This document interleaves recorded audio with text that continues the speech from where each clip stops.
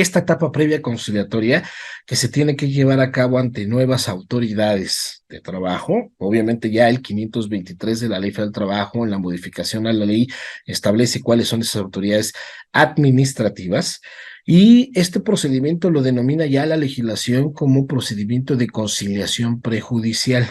Vamos a ver algunas características de ella, pero lo curioso es que este procedimiento de conciliación no tiene una etapa probatoria. De hecho, no es la finalidad, evidentemente, de llevar a cabo una litis como tal. No se establece. El objeto, particularmente aquí, es en concreto si hay o no negociación para materializar un acuerdo, un convenio, y en todo caso finiquitar tanto la relación laboral como los adeudos que pudiera tener la empresa con el patrón, ¿no? Ese es el objetivo principal.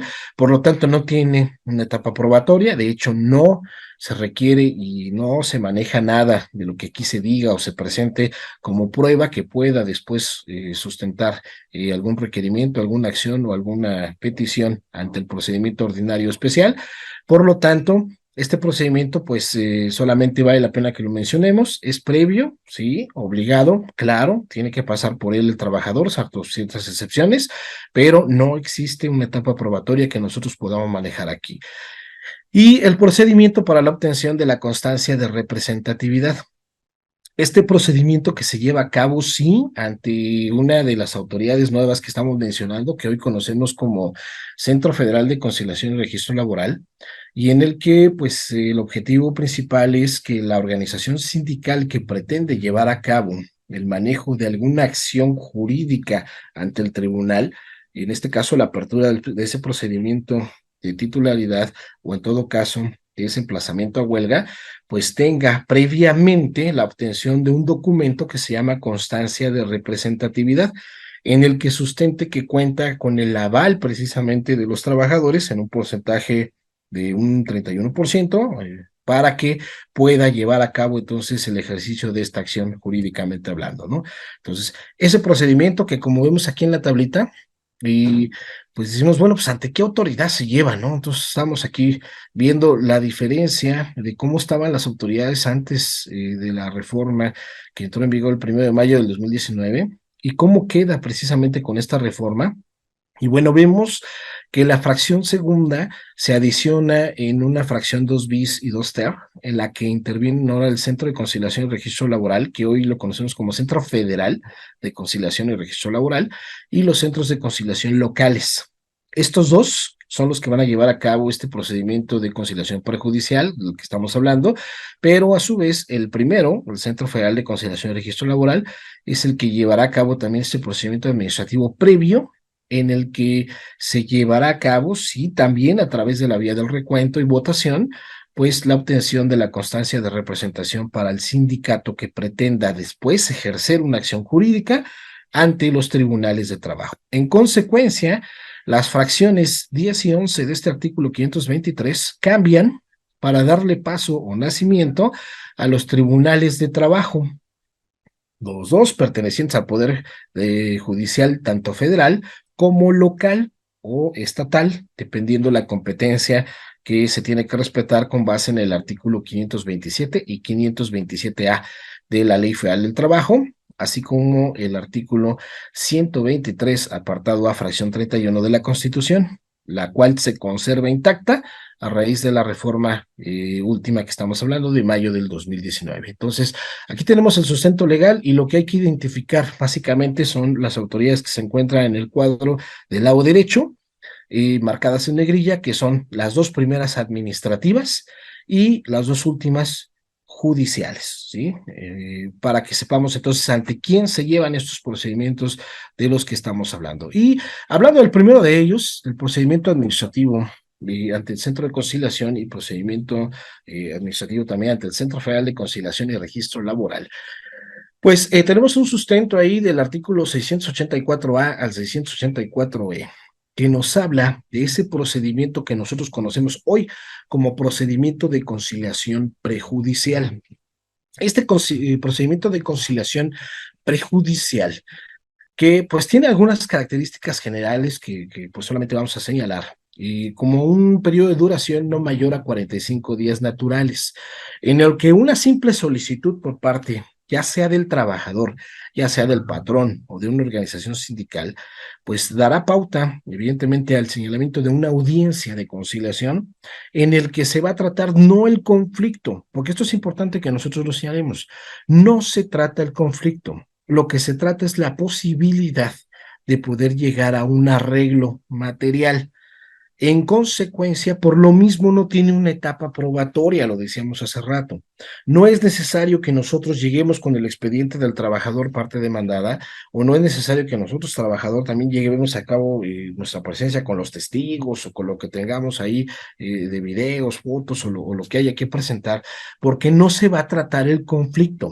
De hecho, no es idóneo que los centros de conciliación, tanto locales como federal, se inmiscuyan en el proceso porque el conflicto no lo pueden resolver ellos, en el sentido de ver precisamente quién tiene la razón jurídica. Simplemente van a escuchar a la parte actora, bueno, aquí no es actora, aquí todavía es promovente, a la parte citada, y en su caso, pues a tratar de mediar esos intereses.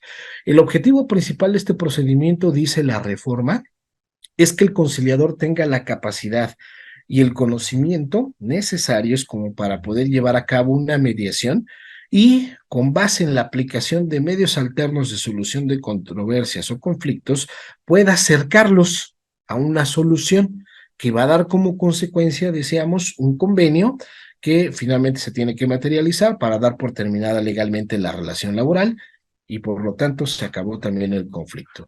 Toda vez de que el convenio y la materialización en su pago, pues dará como consecuencia, o el efecto jurídico será que sea elevado a sentencia ejecutoriada, ¿no? Entonces, pues tendrán esta facultad siempre y cuando lleguen a un arreglo, pero aquí la idea es pues sacar cuentas realmente de lo que quiere el trabajador, sacar cuentas de lo que el patrón en un momento dado puede ofertar, acercarlos a una posible negociación y materializarla. Lamentablemente, decíamos, el día de hoy, pues esto no ha sido una realidad como pretendía incluso el propio Estado, porque lo que siempre se pretendió fue llegar a un 90% de solución de conflictos a través de este tipo de organismos, lo cual pues no ha sido posible, y aunque las cifras oficiales oscilan entre el 70 y 80% de negociaciones, pues la verdad es que la apreciación del justiciable, la apreciación del abogado litigante, es que realmente ha sido pues un 30, exageradamente un 40% el porcentaje de efectividad de estos centros de conciliación y pues esa diferencia en porcentaje realmente ha sido porque han llegado como un acuerdo ya arreglados tanto el patrón como el trabajador y simplemente se presentan a materializar lo que ellos ya platicaron previamente, ¿no? Y dar formalmente por terminada su relación laboral. Esto pues es una realidad y pues al no tener una formalidad también específica con la cual yo puedo instar este proceso, pues no se requiere que el trabajador tenga pruebas para poder sustentar esta solicitud. Es una solicitud simple que se puede manejar por comparecencia de manera personal por parte del trabajador. Dice la ley que puede ser también de manera escrita o por la vía electrónica. ¿Por qué subrayo esta parte de dice la ley? Porque no en todos los centros de trabajo pues se da esta posibilidad por la vía escrita o por la vía electrónica, o se inicia el procedimiento en la solicitud electrónica, pero requieren la presencia para ratificación personal por parte del trabajador. Entonces, pues no es así, sin embargo, pues la legislación lo contempla de esta manera, ¿no? Una vez que se abre el procedimiento, como comentamos, pues el objetivo principal es ver si materialmente llegamos a un arreglo económico y pues por supuesto que es previo, dijimos, porque la ley dice antes de que llegue al tribunal, debo llegar a esta instancia y es obligado, claro, porque si la parte citada no se presenta, pues entonces tendrá el centro de conciliación la posibilidad de poderlo multar con un parámetro de 50 a 100 UMAS, como vemos aquí, por su incomparecencia, por no presentarse, y en este momento se expedirá la constancia de no conciliación, que será el requisito pues indispensable, digamos, el documento necesario para que el trabajador pueda ya requerir la participación en la apertura de un proceso ya jurídico, jurisdiccional más bien, ante el juzgado, ante el tribunal correspondiente, ¿no? Eh, Como aquí se señala, bueno, pues si se presentan ambas partes, tiene también la posibilidad de llevar a cabo el manejo de una conciliación, llevar a cabo obviamente la materialización de un convenio y pues la resolución final, dijimos, se eleva a pues sentencia ejecutoriada. Con esto se acabó el conflicto legalmente, ya no habría en un momento nada que hacer, ¿no? Entonces, este procedimiento no lleva etapa probatoria, no se requiere presentar pruebas, es necesario que lo subrayemos, no se trata el conflicto como tal, solamente la posibilidad de una negociación económica y la respuesta aquí, a final de cuentas, es ¿hay acuerdo o no hay acuerdo? Si hay arreglo, se materializa a través de un convenio, se paga y se acabó el conflicto. Si no hay acuerdo, se entrega constancia de no conciliación y el promovente ya tendrá la posibilidad de acudir entonces a la etapa jurisdiccional, ¿ok? Para que nos quede claro esta situación. Eh, ¿Por qué haces este comentario? Pues porque precisamente mucha gente llega aquí ya con el legajo de pruebas, llega aquí tratando de platicar el conflicto, tratar de resolverlo, y la verdad no es la fase en la que podemos llevar a cabo este tipo de discusión, este tipo de precisamente plática con la autoridad. Por lo que hace al Centro Federal de Conciliación y Registro Laboral. Bueno, aquí es importante señalar que esta autoridad, que también es administrativa, pero federal, ¿sí? Tiene, por supuesto, la posibilidad de llevar a cabo esta etapa conciliatoria también, abrir este procedimiento de conciliación prejudicial, pero en competencia exclusiva de lo que nosotros consideramos es federal, con base en el artículo 527A de la Ley Federal del Trabajo y fracción 31 del apartado A del artículo 123 de la Constitución. Eh, Hay un listado por ahí de 22 ramas industriales y 5 tipos de empresas que contemplan estos artículos, donde nos dice todo esto es competencia exclusiva de la Federación. Por exclusión, lo que aquí no se señale es competencia exclusiva de las autoridades locales. Pero bueno, hablando de la competencia federal, se lleva a cabo este procedimiento también de conciliación prejudicial en esa etapa federal. Pero no es la única facultad que tiene. Obviamente este Centro Federal de Conciliación y Registro Laboral tiene también otro tipo de facultades que nosotros, pues es necesario que contemplemos porque abre también un procedimiento, no solamente el de conciliación, que es importante para la materia colectiva en la parte laboral. Su fundamento, bueno, pues está en los artículos 590A al 590D de la Ley Federal del Trabajo. Y pues dentro de las características principales que se contempla en la reforma, pues es un organismo público descentralizado con personalidad jurídica y patrimonio propios y como ya dijimos, tiene esta función conciliatoria preponderante en el ámbito federal. Pero dentro de lo más importante que también tenemos que mencionar aquí, tiene la posibilidad de abrir este procedimiento administrativo previo a través del cual la organización sindical puede obtener una constancia de representatividad. Es un procedimiento administrativo previo por el cual forzosamente tiene que pasar la organización sindical para poder llevar a cabo el requerimiento de la firma del contrato colectivo de trabajo, el requerimiento en el cumplimiento del contrato colectivo de trabajo o en su caso, el requerimiento en la revisión del contrato colectivo de trabajo, pero ojo, solamente cuando se trate de una revisión contractual o de prestaciones y salarios.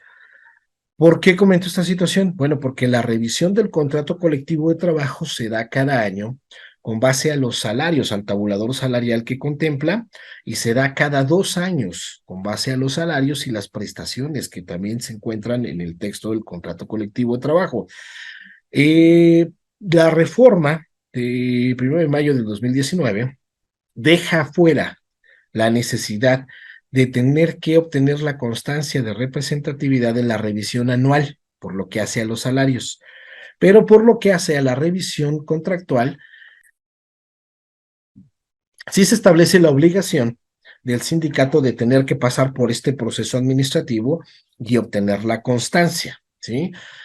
En los mismos casos de que un sindicato pretenda la firma de un contrato colectivo nuevo, o en su caso pretenda exigir jurídicamente el cumplimiento del contrato colectivo que ya fue celebrado previamente, pero el patrón hoy no cumple o ignora en su cumplimiento, pues entonces el sindicato tendrá que pasar por este procedimiento. Y es bien curioso porque la lámina que tenemos en pantalla nos da la posibilidad, y esta es parte de la constancia de representatividad de cómo obtenerla, pero para una revisión, para una firma de un contrato colectivo nuevo, ¿sí? Digo, ¿por qué curioso? Porque no estábamos acostumbrados a tener una participación plural de organizaciones sindicales, al menos en materia sindical, ¿no? Básicamente la legislación establecía que en el momento de que una organización sindical tuviera la firma de un contrato colectivo de trabajo que aplicara en una fuente de empleo, pues automáticamente coartaba la posibilidad de poder tener otro contrato colectivo o la participación de otra organización sindical dentro de esa fuente de empleo. Entonces, con este razonamiento jurídico, pues se da precisamente el nacimiento de los contratos colectivos de protección, una situación que fue acrecentándose a lo largo del tiempo para que después en un porcentaje mayoritario fueran estos contratos los que se celebraban prácticamente con las fuentes de empleo y no el contrato abierto, el contrato efectivo, el contrato que realmente pues conociera en una negociación real pues el trabajador, toda vez de que estas negociaciones ya se hacían en muchos de los casos a puerta cerrada con el patrón y pues de esa manera se protegía la fuente de empleo, digámoslo de alguna manera, para que otro sindicato no llegara y le exigiera sindicalmente al patrón, pues alguna prestación que él no podía o no quería otorgarles a los trabajadores, ¿no? Entonces, se da con esta fórmula la negociación pues de protección y evidentemente pues una situación que intenta cambiar la reforma y que ha logrado precisamente también la reforma porque hoy se requiere que las organizaciones sindicales obtengan una constancia de representatividad a través de este procedimiento administrativo en el que vía recuento, que es, recordemos, la votación sindical, los trabajadores en un porcentaje minoritario del 30% apoyen a la organización sindical en esa acción que tienen que realizar. Si el sindicato no logra por lo menos el 30% de votos a su favor apoyándolo, entonces ni obtiene la constancia de representatividad, ni obtiene la posibilidad de poder ir a juicio para requerir la firma, la revisión o el cumplimiento del contrato colectivo de trabajo. Y este esquema que tenemos aquí, pantalla, y como comentaba ahorita, pues nos habla precisamente de la constancia de representatividad cuando hablamos de la firma de un contrato nuevo, de un contrato inicial. Aquí se señala la posibilidad de que el sindicato acuda al Centro Federal de Conciliación y Registro Laboral y como requisito indispensable sería pues el presentar un padrón o un listado de trabajadores que mínimamente debe tener el nombre, el CURP y la fecha de contratación con la negociación a la cual pertenece para que justifique de inicio que cuenta con este porcentaje mínimo de trabajadores. Con ello, realiza la solicitud y propone una fecha para llevar a cabo este recuento, esta votación, en la que se va a llevar a cabo, evidentemente, con la vigilancia de por lo menos un inspector federal del trabajo o en su caso un miembro del Centro Federal de Conciliación y Registro Laboral, este recuento para poder observar que se apegó a derecho y entregar la constancia de representatividad. Pero es curioso, decía, ¿por qué? Porque este procedimiento abre la posibilidad, ya en porcentaje, de que si el sindicato requiere un listado mínimo de 30% de trabajadores, pues en la lógica matemática exista la posibilidad de que haya dos sindicatos más que puedan adherirse a esta solicitud. Como la solicitud se publica dentro de la página internet del Centro Federal de Conciliación y Registro Laboral y se hace del conocimiento públicamente a los trabajadores y dentro de la fuente de empleo o en los lugares de fácil acceso o circulación de los trabajadores en el centro de trabajo que va a participar, pues es fácil que alguien se percate, pues que aquí va a haber un recuento, que aquí va a haber una votación. Y si considera ese alguien que tiene también la aceptación de este porcentaje minoritario de 30% de trabajadores, pues puede solicitar una adhesión al procedimiento al Centro Federal de Conciliación y Registro Laboral para participar en esa votación. Entonces, Viendo la lámina que tenemos en pantalla, primer recuadro, yo creo que no hay duda. El sindicato se presenta, abre solicitud y presenta el padrón del que estamos hablando. El segundo recuadro nos habla entonces de que al promover proponer una fecha para la votación, pues entonces el Centro Federal fijará el día y hora en el que se lleva a cabo esa votación. Hacia abajo, cuando participa un solo sindicato, se lleva a cabo la votación, se lleva a cabo el recuento y solo se verifica que se cumpla con el porcentaje de por lo menos 30% de trabajadores que están de acuerdo en llevar a cabo esta firma o esta exigencia en firma o esta exigencia en cumplimiento o esta exigencia en revisión del contrato colectivo de trabajo. Si es así, entonces se otorga la constancia de no conciliación. Y con esto, el sindicato ya puede acudir a juicio para hacer lo propio en un trámite jurídico hacia, teniendo como demandado, obviamente, ya sea al centro de trabajo o al otro sindicato si es que maneja el procedimiento de titularidad, ¿ok? En la parte de arriba, después de la segunda columna, la tercera nos dice, bueno, pues hay interés de dos o más sindicatos, tres, obviamente por lógica matemática, solicitan su adhesión al procedimiento y presentan su padrón con por lo menos el 30% de trabajadores. ¿Puede repetirse el nombre de los trabajadores? Sí, sí puede repetirse. No importa que un trabajador se encuentre en los tres padrones que presentan los tres sindicatos. Finalmente, la votación va a decidir quién es el que tiene la mayoría. Esa es la realidad. Entonces, con que cumpla con este porcentaje minoritario, pues en todo caso cumple con el requisito, cumple con esa adhesión y el día y hora correspondiente, pues se lleva a cabo la votación. Respetando este porcentaje minoritario del 30%, obviamente, pues entonces se dará la constancia de representatividad al que haya obtenido el mayor número de votos. Y con esto, pues aquí tenemos entonces que, ¿cuál sería la prueba esencial que nosotros vamos a presentar en este procedimiento? Pues la prueba del recuento. Y de hecho es la única, la prueba del recuento que se tiene que manejar para que con esta votación pues se decida quién es el sindicato que tiene la constancia de representatividad y con esto la legitimidad de poder llevar a cabo el ejercicio de una acción jurídica ante el tribunal laboral competente.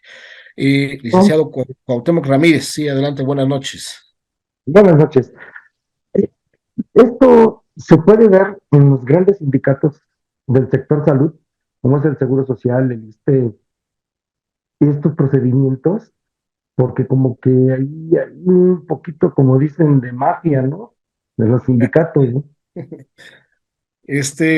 Pues para qué le digo que no, sí, sí, licenciado. Sí, Este, es muy la verdad es que la ley no hace una excepción de acuerdo al tipo de sindicato por materia ni en cuanto a su magnitud con relación al número de agremiados que tiene. Este sindicato del que nos está hablando es un sindicato pues bastante grande, considerablemente en cuanto al número de asociados. Debe cumplir los mismos requisitos, ¿eh? Debe cumplir evidentemente los mismos porcentajes en todo caso para poder llevar a cabo pues la revisión en este caso, porque ya es un contrato previo que tiene asignado y pues en caso de tener una disputa de titularidad, pues también el sindicato que pretenda esa administración tendrá que cumplir con estos porcentajes, efectivamente. No quise tocar, sin embargo lo voy a referir, un procedimiento que también se estuvo manejando hasta mayo de este año, donde por 4 años, desde que se dio la reforma, se tuvo que manejar un procedimiento en el que los sindicatos revisaban precisamente el contrato y obtenían una constancia de legitimación, así se le llamó. Esta constancia de legitimación que pues expidió la Secretaría del Trabajo y Previsión Social, en la que el sindicato, no con un 30%, sino con un 50% más uno del número de agremiados que tienen los padrones, tenía que justificar que los trabajadores no solamente conocían a su organización sindical, sino que conocían la suscripción del contrato colectivo de trabajo, conocían su contenido y que estaban de acuerdo con él. Por lo tanto, si no se lograba este porcentaje de 50% más uno en el que se apoyara al sindicato, el contrato quedaba sin efectos jurídicos. No es que no existiera, existió y se firmó legalmente. Simple y sencillamente quedaba sin efectos jurídicos, pero las prestaciones que en él se contenían se conservaban porque son derechos ganados para los trabajadores. Esta constancia de legitimidad, como estábamos comentando, desde la reforma de mayo del 2019 hasta precisamente mayo, junio del año de este año, se estuvo manejando. Hoy ya no es una posibilidad manejarla, ya los contratos que no se legitimaron quedaron sin efectos jurídicos, o los que no lograron este porcentaje de aceptación. En el sindicato que nos está comentando, licenciado, y fue muy sonado, que fue uno de los primeros contratos que fueron legitimados, evidentemente mediante este procedimiento.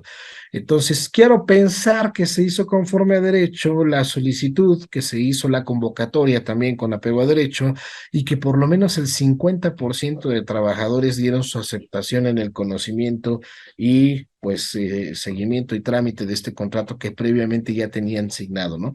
Porque sí obtuvo el sindicato del Seguro Social su constancia de legitimidad en su momento. Entonces, hoy habrá que pensar para el año que viene que en la revisión del contrato colectivo de trabajo, cuando le corresponda en cuanto a prestaciones y en cuanto a salarios, pues tendrá por lo menos que justificar un 30% más uno de aceptación de trabajadores en esa planilla completa, que tiene, para que pueda entonces sustentar pues la nueva negociación, ¿no? El nuevo contrato colectivo que tendrá que irse firmando con posterioridad. Pero de que se dio, Correcto. se dio. De que se Sí, dio, licenciado. ¿Sí? es correcto. Muchas gracias, maestro. Al contrario, muchas gracias a usted.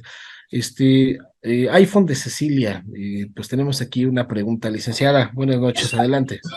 Sí, buenas noches, licenciado. Yo tengo una pregunta con respecto a la legitimación de contratos. Viene directamente de un conocido que trabaja en una empresa donde se suponía que les habían dado el sindicato para legitimar su contrato, le había dado ya firmar unas hojas a todos los colaboradores para juntar las firmas, sin hacer la debida votación. A mí lo que me llama la atención que me comenta aquí la persona, me dice que ya habían firmado todo y que les habían dicho que ya todo estaba listo, y 20 días después llega el Centro de Justicia Laboral a la empresa, se instala y empieza a exigir la votación. Ahí me llama la atención porque si se suponía que ya les habían aceptado todo, las firmas y todo, ¿por qué llegó el Centro de Justicia Laboral al centro de trabajo y se instaló para verificar si ellos habían votado? Y empezaron me comenta la persona que comenzaron votando, y después no comenzaron dándoles información, y en algún punto algo pasó que mandaron a traer unas urnas y se realizó una votación, y les empezó a cuestionar el Centro de Justicia Laboral que si les habían dado su copia del contrato colectivo, que si sabían por qué estaban ahí. Lo que le comenté a esta persona: ¿y por qué no les dije tienes el contrato? Me dijo: no, nunca nos lo han dado, no sabemos que se está peleando ni nada. Le dije: ¿por qué no lo dijiste? Dice: no pudimos decirlo porque dentro de la oficina que prestó la empresa se encontraba también representantes del sindicato y nos estaban ellos dando las hojas. Entonces no, pues nos sentimos amenazados y no pudimos como que expresar que no estábamos de acuerdo. Pero a mi pregunta en concreto es: ¿por qué, si ya ellos aseguraban que habían metido las firmas, el Centro de Justicia se instaló en la empresa para volver a pedir, y luego aunado a eso pidió votaciones? Ok, bueno, primeramente es el Centro Federal de Conciliación y Registro Laboral. Muchas gracias por su comentario. Déjeme comentarle, yo no conozco el sindicato ni la empresa que nos está comentando, ni quiero conocerlo, la verdad. Pero, ¿por qué? Porque lo que usted nos está comentando, pues es algo que lamentablemente